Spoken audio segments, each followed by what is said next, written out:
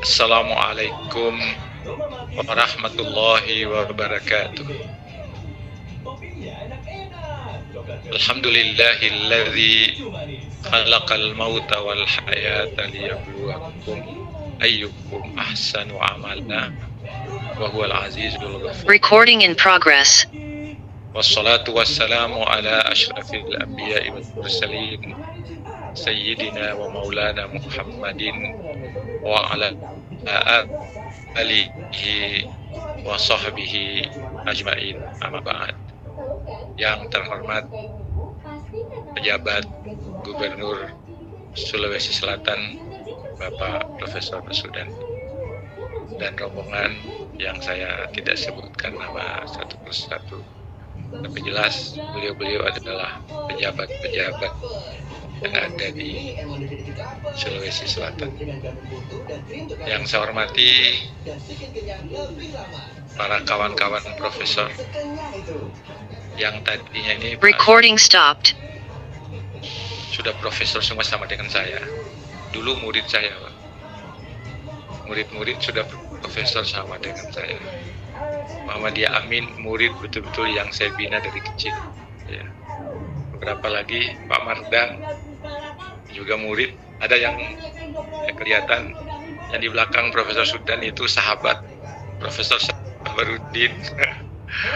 Alhamdulillah sempat bertemu semua, dan semua undangan dan hadirin dan hadirat yang dirahmati Allah Subhanahu wa ta'ala. Pertama-tama saya ucapkan terima kasih atas kehadiran Bapak Ibu bertakziah untuk kami semua pada malam ini. Dan insya Allah dalam keyakinan saya, bapak-bapak semua yang hadir sini dan ibu-ibu yakin di akhirat nanti takziah kita malam ini menghasilkan pahala yang luar biasa. Kata Rasulullah sallallahu alaihi wasallam, "Man azza akhahul muslima albasahullahu yaumal qiyamati ulalal karamati." Kata Rasulullah, barang siapa yang datang bertakziah. Takziah itu para hadirin artinya menghibur. Tapi menghiburnya bukan sembarang menghibur. Takziah itu menghibur orang yang sedang berduka. Itu bahasa Arab. Kalau menghibur orang yang sedang senang-senang, bukan takziah dipakai. Salla yusalli tasliyatan.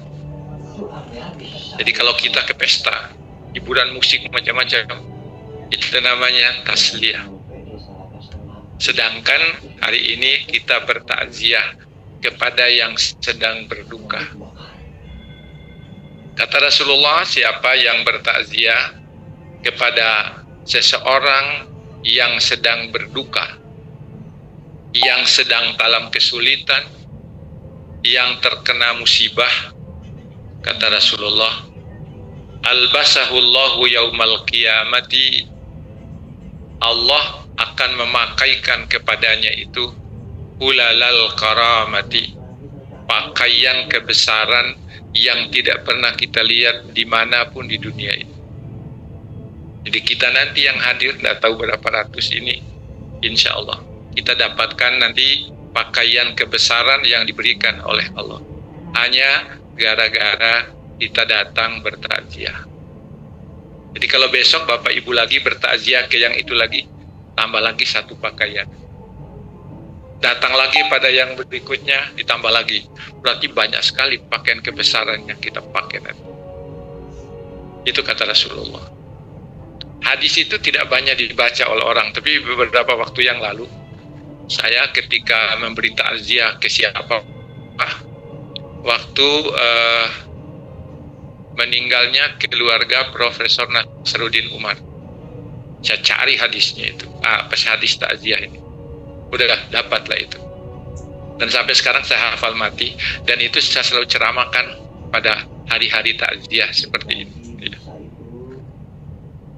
Inilah kehebatan takziah. Tadi juga waktu sambutan saya di masjid, saya sampaikan, man shalla ala zanazatin sallallahu alaihi inda wafatiha sab'una alfi malakin. Silakan ibu-ibu, silakan sini, silakan sini. Kata Rasulullah, barang siapa yang melaksanakan sholat jenazah, satu kali sholat, sallallahu alaihi inda wafatihi, akan disolatkan pada saat wafatnya nanti sab'una alfi malakin, akan disolatkan oleh 70.000 malaikat. Jadi ikut melaksanakan sholat jenazah pada saat kita melaksanakan sholat. Jadi nanti bisa dihitung kalau beberapa kali kita mengikuti sholat jenazah. Kalau 10 kali kita mengikuti 10 kali 70.000. Wah, luar biasa. Kemudian kata Rasulullah lagi di hadis yang lain, waman atba'a janazatan ila qabrihi saat sayatba'uhu sab'una alfa malakin ila qabrihi. Barang siapa yang mengikuti mengantar jenazah sampai ke kuburannya, maka kata Rasulullah, nanti akan diikuti mengantar 70.000 malaikat ke kuburannya. Makanya saya sering bilang kalau ada jenazah yang mau disolatkan di masjid ketika sholat Jumat, panitia tidak usah panjang-panjang sambutannya, tidak usah.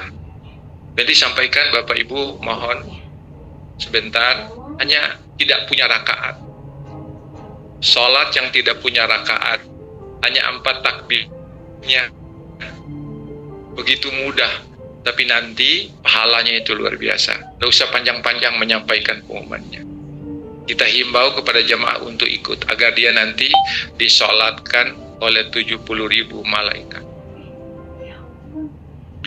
Bapak Ibu yang saya muliakan, kehidupan dan kematian ini ujian. Tadi ayat yang dibacakan oleh qari kita dengan sangat bagus. Alladzi khalaqal mauta wal hayata liyabluwakum. Allah menciptakan kematian dan kehidupan. Ada tujuannya. Liyabluwakum. Allah ingin menguji kalian. Ayyukum ahsanu amala. Siapa di antara kalian itu yang terbaik amalnya? Yang terbaik amalnya itu tujuan penciptaan manusia. Karena itulah kata Al-Quran, kata Allah dalam Al-Quran, wa ma khalaqtul jinna wal insa illa liya'budun. Untuk menyembah Allah Subhanahu wa ta'ala. Jadi kehidupan kita sekarang di dunia ini ujian. Kematian kita nanti sebentar ujian. Adik saya Profesor Wahyudin Naro sudah melewati satu ujian yang pertama. Silakan Pak Rektor, silakan. Silakan. Silakan.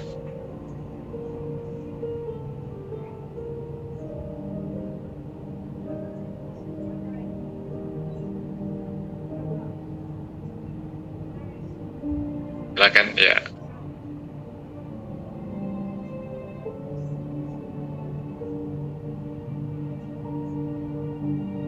Jadi saya lanjutkan. Kehidupan kita di dunia ini ujian. Kematian kita nanti pada saatnya kematian. Pak Wahyudin Naro sudah melewati kehidupannya, berarti dia sudah melewati satu ujian. Kita semua sekarang sedang dalam ujian. Sedang dalam ujian. Nanti setelah kita dipanggil kembali oleh Allah, akan kita jalani ujian yang lain. Tapi ujian yang lain di kematian itu berdasarkan hasil ujian pada saat kita hidup di dunia ini. Wujud ujian yang ada di akhirat nanti sebenarnya wujud dari ujian yang ketika kita berada di dunia ini. Itulah sebabnya maka dalam kehidupan di dunia ini kita harus melakukan perbuatan-perbuatan baik. Perbuatan-perbuatan baik. Kata Al-Quran, Inna akramakum indallahi atqakum. Sesungguhnya orang yang terbaik di sisi Allah adalah yang paling bertakwa kepadanya. Di hadis Nabi, khairun nasi ahsanuhum khuluqah. Manusia yang terbaik kata Rasulullah adalah yang paling baik akhlaknya. Akhlaknya kepada dirinya, akhlaknya kepada keluarganya, akhlaknya kepada orang lain, akhlaknya kepada istrinya, akhlaknya kepada anak-anaknya. Kemudian di hadis yang lain lagi, khairun nasi anfa'uhum linnas. Manusia yang terbaik dalam pandangan agama adalah yang paling banyak memberikan manfaat. Saya Pak PJ terus terang aja, saya bingung sendiri. Setelah usia sekarang ini, usia saya Pak PJ berapa sekarang? 69. Tapi masih disangka oleh 42.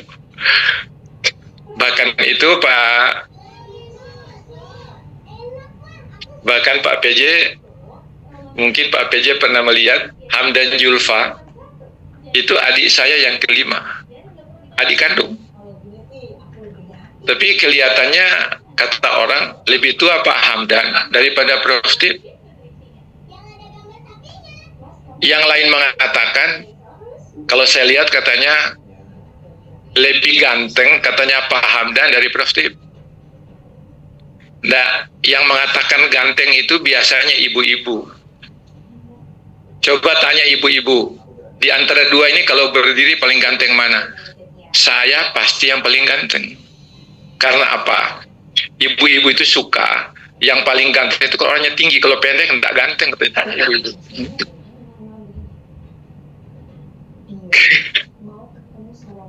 Kehebatan saya karena lebih tinggi dari Pak Hamdan. Memang dia putih, ya, dan dia punya jenggot, saya tidak punya jenggot. Jadi kalau ibu-ibu ditanya, kalau saya berdua berdiri, siapa di antara dua itu yang paling gagah? Saya suka yang Prof. Steve karena katanya tinggi dan besar. Karena ibu-ibu itu suka yang tinggi dan besar, Pak. Coba ibu-ibu tanya.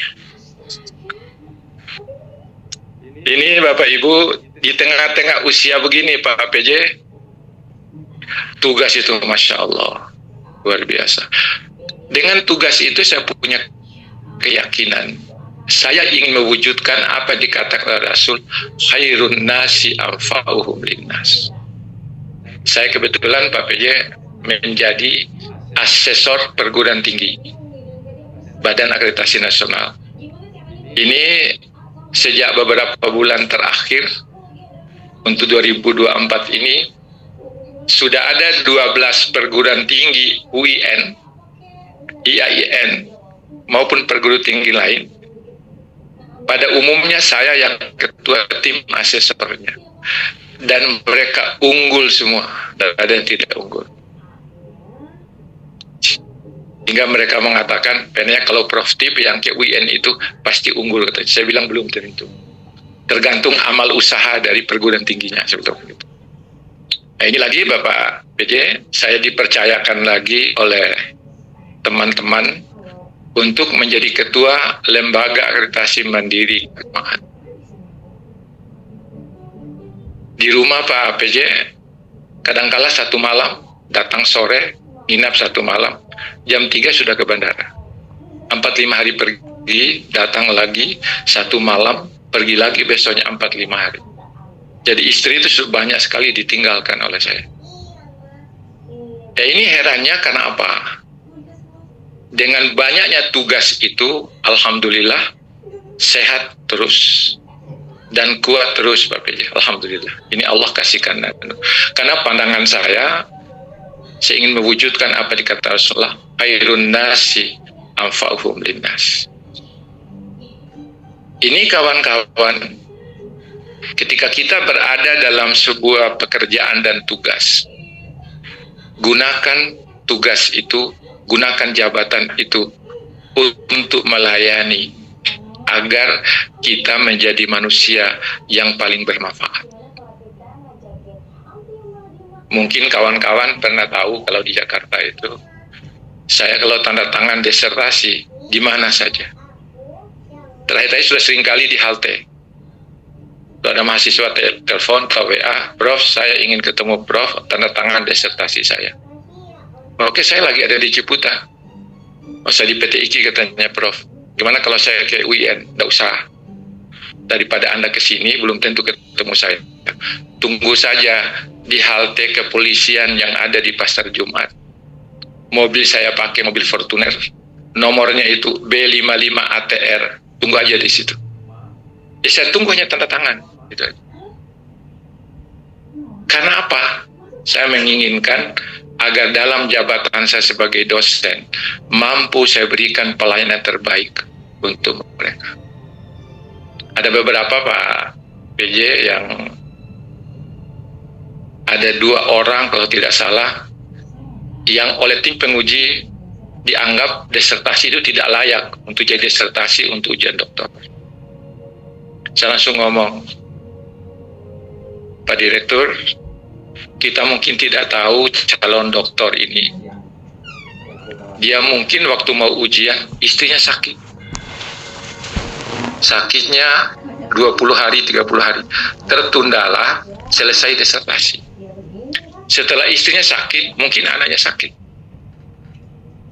Nah, kemudian dia mungkin tidak sanggup bayar uang kuliah, karena apa? Uangnya disiapkan untuk uang kuliah, sudah dipakai untuk anaknya dan istrinya sakit. Saya kira kita luluskan saja. Nanti kita minta perbaikannya, mau berapa bulan, silahkan. Yang penting, dokter ini kita luluskan dulu. Lulus, Pak. Itu karena kata mereka, kalau Prof. Steve yang menghadapi begini, tidak akan pernah dia lepaskan mahasiswa itu. Mesti lolos pada saat. Itu tadi, karena prinsipnya, khairun nasi anfa'uhum linnas. Itu prinsipnya. Mungkin anak-anak muridku yang mungkin selama ini rupanya itu prinsipnya Prof. Steve. Menjadi khairun nasi anfa'uhum linnas. Bapak Ibu yang saya muliakan, ada beberapa hal yang perlu. Kita sering kali mengatakan bahwa ada 3 amal yang sebenarnya itu harus kita lakukan saat kita hidup.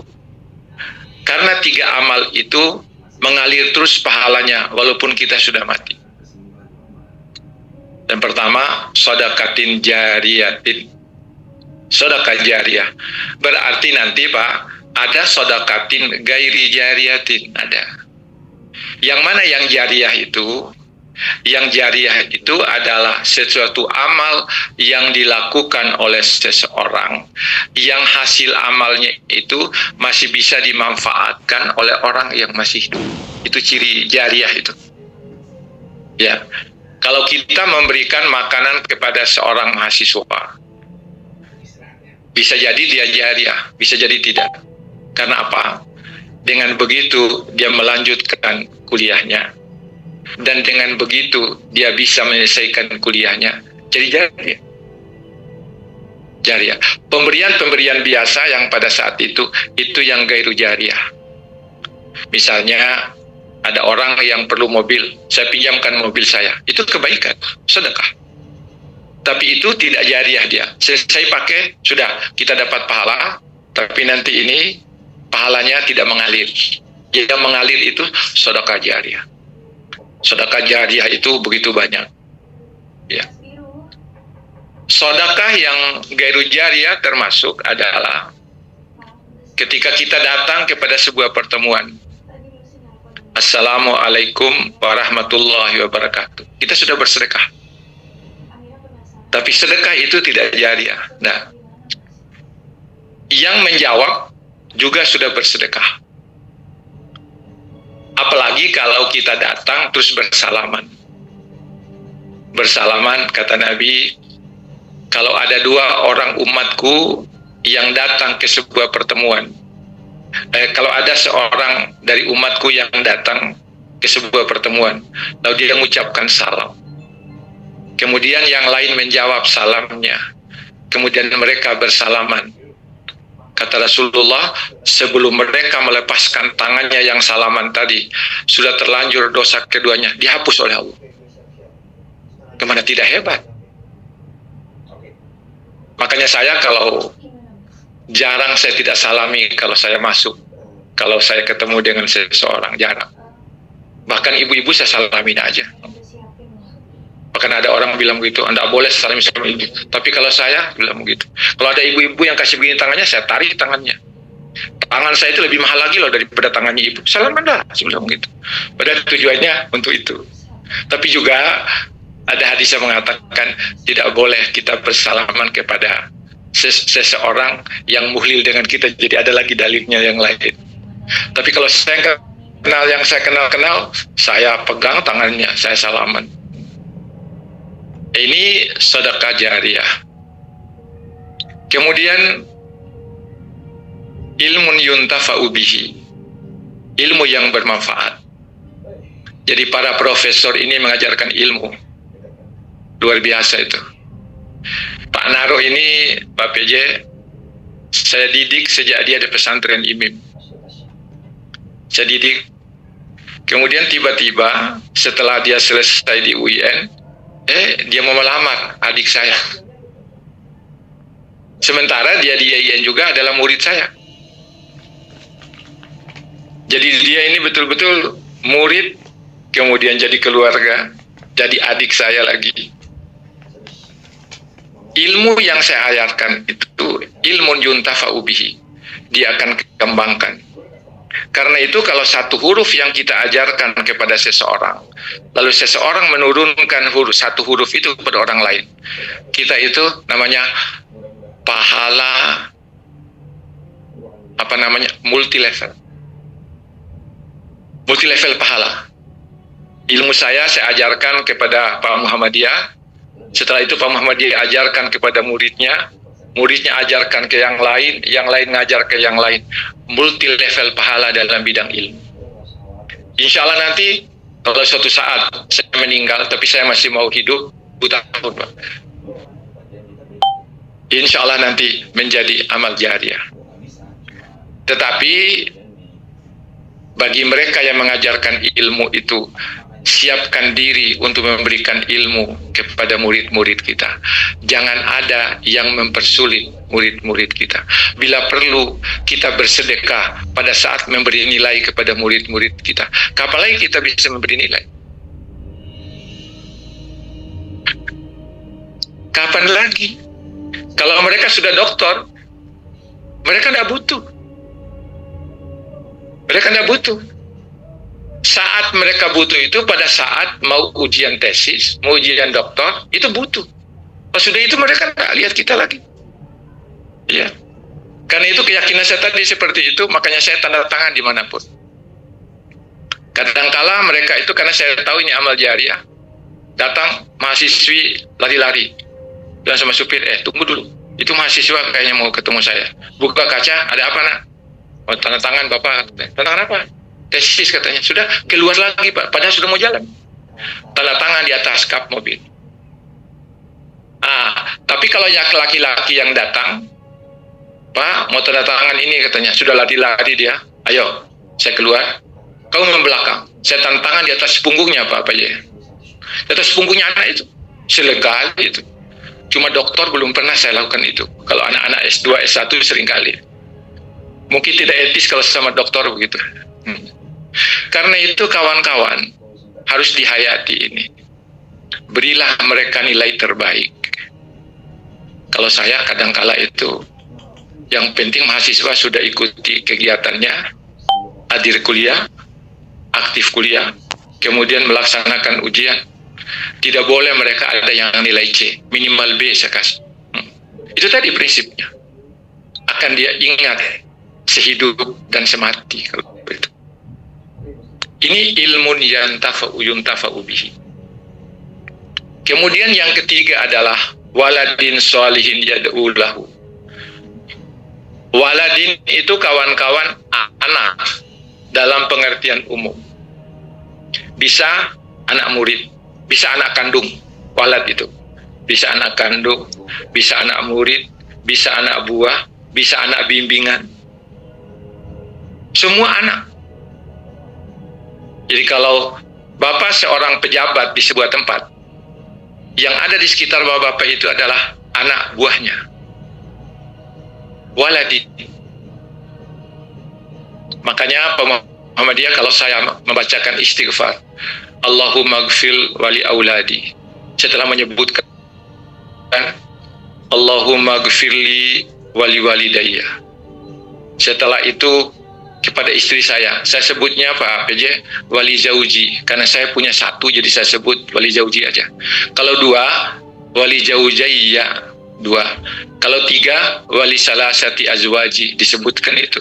Jangan sebut zauji aja, karena tiga mesti sebutkan semua. Ya. Wali auladi, anak-anak saya yang belajar dari saya, ikut saya mohonkan ampun kepada mereka, untuk mereka. Itu namanya, karena kata Nabi, berdoalah. Ketika kamu berdoa, jangan hanya untuk dirimu, tapi juga untuk orang lain. Makanya itu. Jadi, auladi itu bisa anak. Jadi, kalau seseorang tidak punya anak, tidak usah takut. Banyak anak yang lain. Saya kebetulan Pak PJ, alhamdulillah Allah memberikan anak bukan yang lahir dari saya. Anak saya mulai dari Aceh sampai Papua. Saya tidak tahu sudah berapa ribu jumlahnya. Ya. Kayak kena-kenaan itu. Ada. Malah orang lain yang kadangkala risih, ada sewot. Pak Tip ini sayang sekali katanya. Bibit unggul, udah punya anak. Jangan lama sembarangan dia. Siapa bilang udah punya anak? Anak saya mulai dari Aceh sampai Papua, saya bilang begitu. Itu. Allah mentakdirkan ada kita. Tapi saya kalau mau contoh Nabi Ibrahim, takutnya bermasalah gitu.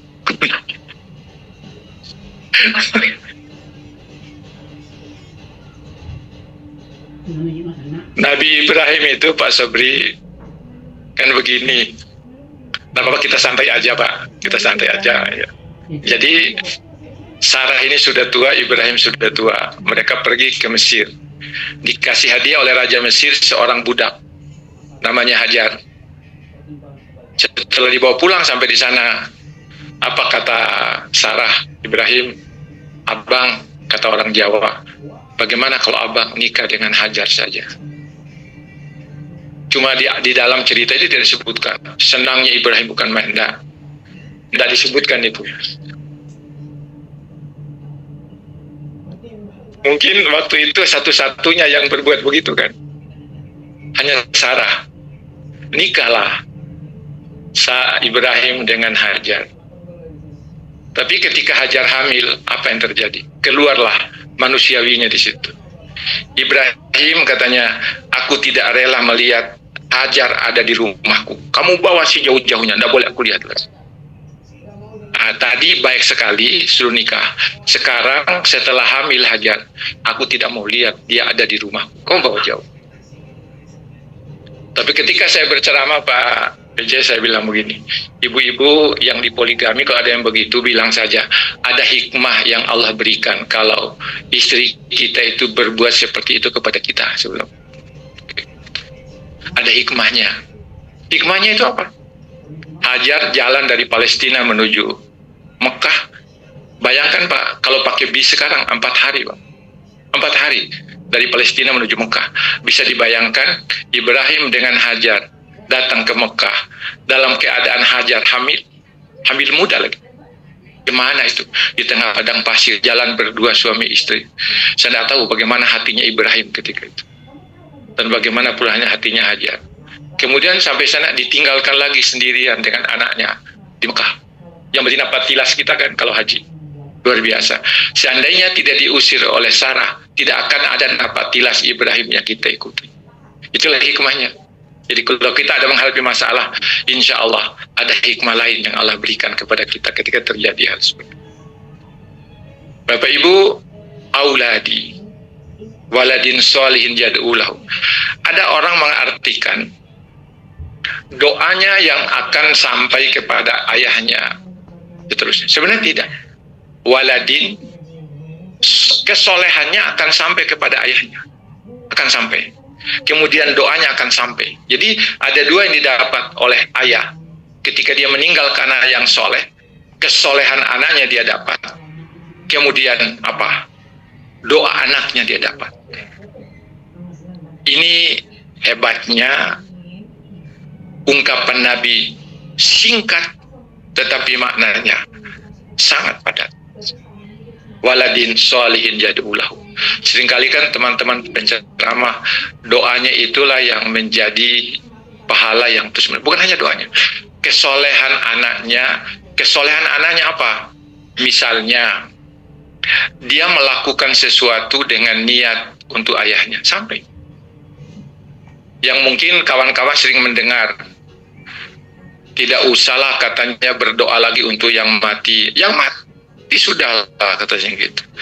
Itu menurut saya ustaz yang seperti itu tidak banyak membaca. Ustaz yang tidak banyak membaca atau kurang membaca atau kurang ilmunya. Coba kata Nabi di dalam hadisnya begitu. Keadaan orang yang sudah meninggal dunia bagaikan ikan di akuarium. Kata Nabi. Ketika ada setiap orang lewat di akuarium itu, dia nampakkan kepalanya. Berharap ada yang kasih makanan ke situ. Coba kita dekati akuarium, pasti dia ke atas berharap mau dikasih apa kepada saya itu.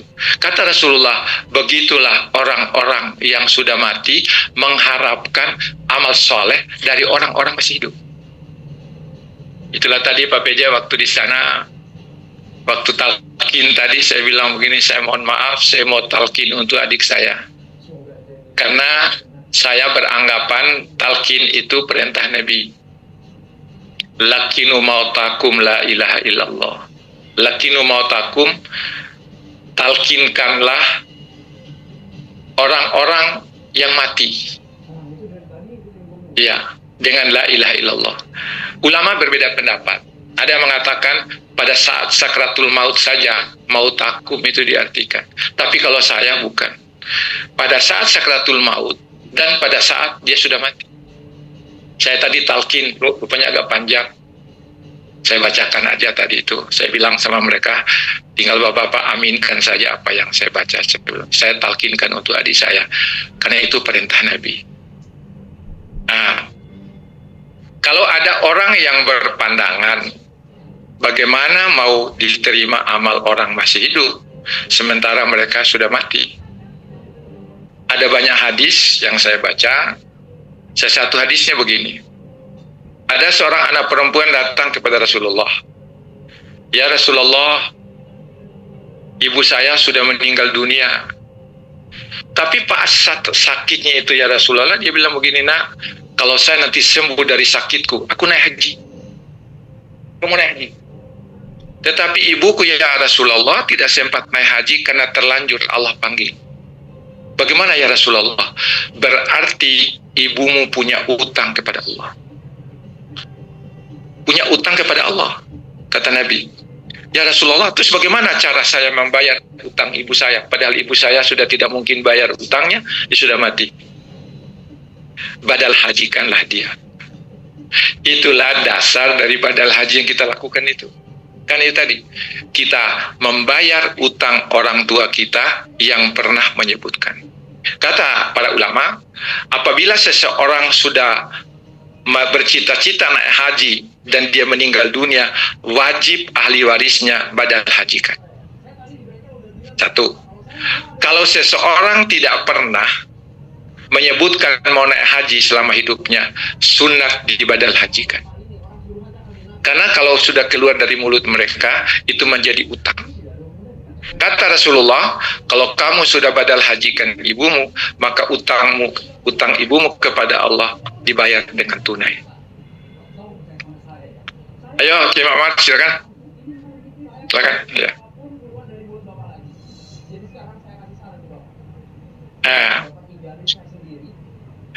Ada lagi di ayat yang lain, hadis yang lain, ada 7 katanya amal yang mengalir terus pahalanya. Salah satunya adalah barang siapa yang menggali sumur, kemudian sumur yang digalinya itu dipakai oleh orang setelah dia mati. Sepanjang air sumur itu dipakai oleh orang, sepanjang itu pula pahalanya mengalir. Satu, yang mengalirkan air, kata Rasulullah, sepanjang air yang dialirkannya itu digunakan oleh masyarakat, sepanjang itu pula pahalanya mengalir terus. Kemudian lagi, mawarrasa mushafan, yang mewariskan mushaf Al-Quran. Sepanjang mushaf Al-Quran dibaca oleh orang, pahalanya ngalir terus. Itulah sebabnya kawan-kawan, orang berlomba-lomba mewakafkan mushafnya di Mekah dan Madinah. Ada apa sih? Itu sepanjang Al-Quran dibaca oleh mereka, sepanjang itu pula pahalanya itu. Bapak Ibu yang saya muliakan, sudah hampir 1 jam rupanya saya ngomong. Bapak Ibu yang saya muliakan, saya yakin dan percaya Adik Naro sudah banyak melakukan. Testimoni dari banyak orang menyampaikan beliau itu begini. Saya bilang, oh ini banyak amal jariahnya yang dilakukan oleh Adik Naro ini. Dengan begitu. Misalnya itu, ya, ketika dia punya pandangan, hidup itu harus hidup inklusif di tengah masyarakat. Ketika kehidupan inklusif yang diimplementasikan itu dipraktikkan oleh banyak orang, ini gagasan beliau, maka dia mendapatkan pahala dari itu semua nanti di akhir. Dia dapatkan semua itu. Nah, seperti tadi Pak Rektor menyampaikan, banyak karya beliau yang luar biasa menurut beliau sebutkan, itu menjadi karya semua. Termasuk akselerasi para profesor. Profesor yang tadinya susah untuk naik jadi profesor, kata Pak Rektor, pada masa beliau itu banyak sekali dosen UIN Makassar. Itu amal jariah. Amal jariah. Ya. Karena profesor itu kan tunjangannya sudah lebih baik daripada kalau dia belum profesor. Ya kan? Iya. Tadinya sedikit tunjangannya, ketika profesor banyak. Itulah sebabnya karena profesor yang kita produksi sekarang begitu banyak, negara alihkan. Bisa bangkrut negara ini kalau produksi profesor terus, kenapa? Diambil terus itu. Maka sekarang dialihkan. Biarlah SK profesor oleh rektor, bukan lagi oleh menteri. Nanti yang gaji rektornya sendiri. Ini kawan-kawan siap, ini yang baru profesor nanti gitu. Ya, ini adalah amal-amal jariah yang bisa kita lakukan, Bapak Ibu. Karena itu maka dalam hal-hal yang seperti ini perlu kita punya pandangan. Tapi kita itu menurut pengamatan saya, kita banyak ilmunya tetapi susah mempraktekkan. Itu yang banyak. Itu yang banyak. Saya Pak PJ seringkali dicanda-canda. Berarti itu kan ada yang bilang poligami itu haram, ada yang bilang tidak. Saya bilang jangan diharamkan, yang dihalalkan Allah. Saya bilang begitu. Itu fankihu itu dalam kajian usul. Fankihu itu fi'il amar. Teman-teman syariat tahu itu. Ya. Kullu amrin wujubun. Setiap amar itu wajib. Mala yadulu alaihi dalil, katanya, sepanjang tidak ada dalil lain yang menunjukkan itu. Ini jelas, fankihu ma talaba lakum, nikahilah yang terbaik. dari perempuan-perempuan. Sementara kenapa pakai ma di situ? Karena pakai ma itu karena baru kita melihat baiknya dari sisi fisik. Kalau man baru di dalam. Kalau ma itu baru di luar. Ma ta'abalakum yang kamu pandang baik. Kalau man yang kamu rasakan baik, kan tidak mungkin kita rasakan dulu baru nikah. Tidak mungkin, mesti ma dulu. Ma ta'abalakum yang kamu amat baik. Sekalian apa coba kata Al-Quran? Masna. 2 sekaligus. Wa sulasa, lalu 3. Wa ruba 4, 9. Yang disuruh itu 9. Tapi kata para ulama, kalau dia mengatakan 9, itu penyimpangan dalam penafsiran, katanya gitu.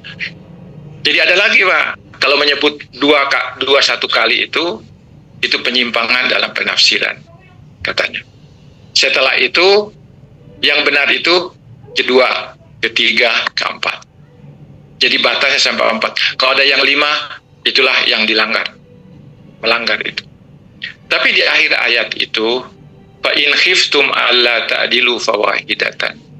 Kalau kamu khawatir tidak bisa berlaku adil, 1 saja. Sebenarnya yang diminta apa? 1, bukan 2, bukan 3, bukan 4. Buktinya ayatnya ini. Fa in khiftum alla ta'dilu fawahidatan. 1 yang diminta, bukan tadi seperti perintah pertama itu. Karena ada istisnanya, tahsisnya dengan ayat berikut.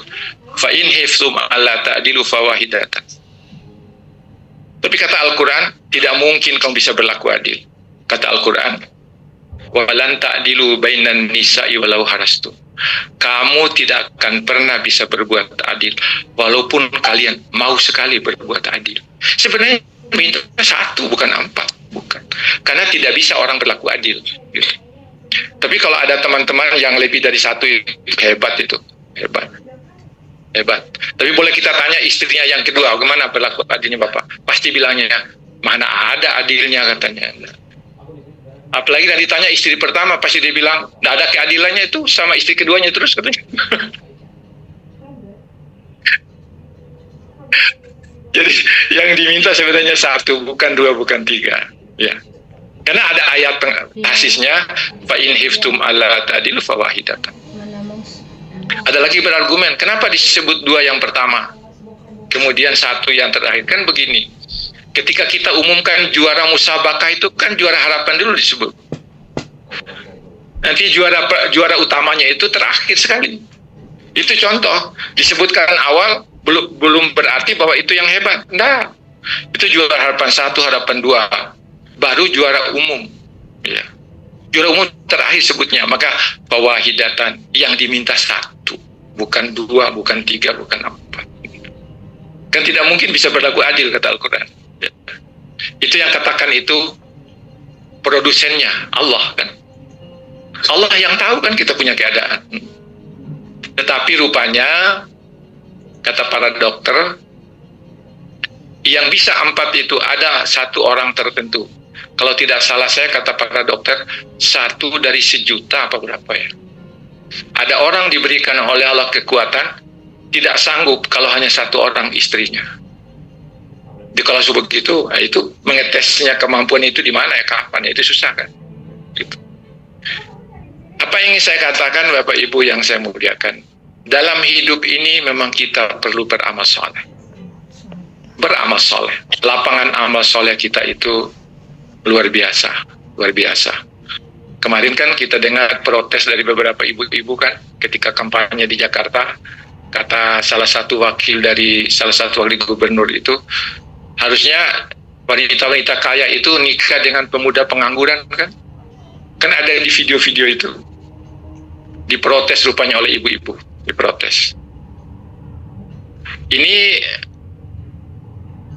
apa yang ingin saya katakan adalah bagaimana kita dalam hidup ini menjadi manusia yang amalannya terbaik. Seperti dikatakan oleh tadi, liyabluwakum ayyukum ahsanu amalan. Jadi kita menjadi manusia terbaik. Kemudian kita manusia yang paling bermanfaat. Kita menjadi manusia yang paling bertakwa. kita menjadi manusia yang paling baik akhlaknya. Semua yang paling baik yang diinginkan oleh agama. Tetapi semua itu banyak sekali tantangan dan godaannya. Banyak sekali tantangan dan godaannya. Karena itulah maka dalam kehidupan ini kita harus menyikapi keadaan-keadaan kehidupan kita yang apabila itu akan membawa kita kepada hal yang keluar dari yang terbaik itu semua. Bapak Ibu yang saya muliakan, kita doakan bersama semoga almarhum Haji Wahyudin Naro dengan amal-amal yang telah dilakukannya itu menjadi hamba Allah yang diberikan derajat yang tinggi di akhirat, dimasukkan ke dalam surganya, kemudian diluaskan kuburannya, ya. Dan nanti semoga di padang mahsyar nanti dia mendapatkan syafaat jika ada yang kurang dari situ. Syafaat itu kita dapatkan bukan hanya dari Nabi. Al-Quran yang kita baca memberi syafaat. Kata Al-Quran ketika hisab, dia datang, ya Allah, hamba-Mu yang ini selalu dekat dengan aku dan selalu membacaku. Sekarang ya Allah, berilah kesempatan kepadaku untuk memberi syafaat kepadanya. Kemudian ada lagi, di suatu ketika di hari kiamat nanti, Allah bilang sama seorang hamba, wahai hambaku, dulu waktu kamu hidup dunia, kamu seorang yang punya, kaya. Aku datang kepadamu minta makanan, engkau tidak kasih. Apa kata hamba itu? Ya Allah, bagaimana engkau minta makanan kepadaku? Engkau maha kaya. Kata Allah, ada hambaku yang datang, dia dalam keadaan lapar sekali, tapi kamu tidak memberikan apapun kepadanya. Seandainya kamu berikan dia pada saat itu makanan, maka kamu hari ini akan aku berikan makanan yang lebih hebat daripada yang kau berikan ke situ. Itu banyak sekali hadis-hadis itu kawan-kawan yang perlu kita ini. Ada lagi satu hadis yang menarik buat saya. Ada seorang sakit, minta tolong diberikan obat. Bukan belikan obat, bukan. Mengambil obat yang sudah dipesan. Hanya datang ambil obat. Kata Rasulullah, setiap langkahnya 2 dia dapat pahala. Pahala kebaikannya dihapuskan dosanya. Coba, hanya mengambil obat seseorang dari rumah sakit ke apotek. Ini yang saya katakan kawan-kawan, amal-amal soleh yang kecil yang selama ini mungkin kita kurang ini. Syafaat lain lagi, ada hadis. Saya senang sekali bahwa dia baca hadis-hadis itu. Saya buka itu Maktabah Syamilah, lalu saya cari kata-kata kuncinya mengenai itu. Ada lagi yang satu itu, jadi ketika nanti selesai dari padang mahsyar, semua manusia akan menuju ke telaga Nabi, Haudun Nabi. Semua orang.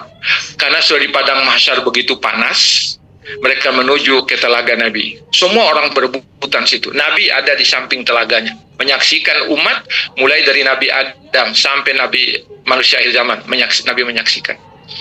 Ada seseorang yang tidak sanggup lagi berebutan air. Kalau dia capek katanya, aduh, gimana caranya bisa dapatkan air minum? Dia berdiri di situ. Lalu ada sosok yang datang, Bapak tidak bisa dapat air minum ya? Tidak bisa ini. Sudah Pak, Bapak berdiri aja di situ, saya ambilkan air minum Bapak. Pulang, dia bawa. Ini Pak air minumnya. Waduh, kamu bisa dapat bagaimana? Alhamdulillah tadi saya dapat. Begitu aja kalimatnya. Ternyata apa? Kamu siapa? Saya ini adalah amalan pahala puasa Bapak. Ketika Bapak puasa di siang hari haus sekali, sayalah yang datang mengambil minuman untuk Bapak ini. Karena Bapak sudah menahan haus pada waktu puasa itu, dan sayalah yang mengambilkan air minum Bapak pada hari ini. Pahala Bapak menahan diri dari minum waktu berpuasa. Ini hal-hal yang kecil, tetapi mungkin kita tidak membacanya lebih jauh. Ya. Bapak Ibu hadirin yang saya muliakan, kalau saya ceramah panjang sekali, khawatir saya bahwa Bapak bosan. Tapi kita akhiri, marilah kita bersama-sama berdoa untuk Bapak Profesor Dr. Haji Wahyudin Nahro, semoga beliau di alam kuburnya diberikan keridhaan oleh Allah Subhanahu wa taala dengan dilimpahkannya rahmatnya yang luar biasa. Al-Fatihah.